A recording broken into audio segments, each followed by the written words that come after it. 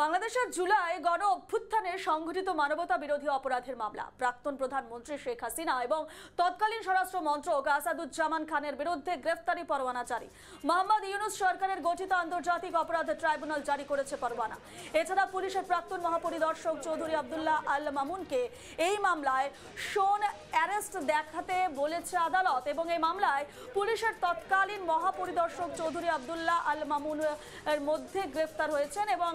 শেখ হাসিনা এবং আসাদুজ্জামান খান পলাতক ঘোষিত হয়েছেন। আগামী 16 জুন এই মামলার 3 আসামিকে হাজির করার নির্দেশ দিয়েছে ট্রাইব্যুনাল।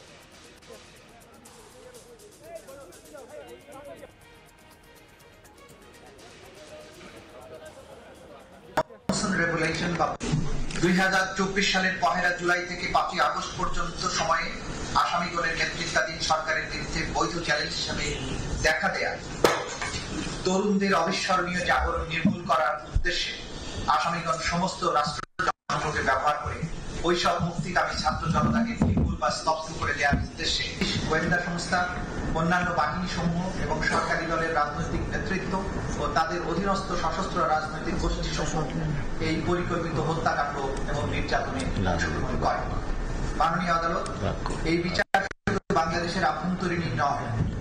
আভ্যন্তরীণ বিষয় নয়, বরং 2024 সালের জুলাই আগস্টে সংঘটিত মানবতা বিরোধী অপরাধ স্ট্যাটিউট অফ দি আইসিসি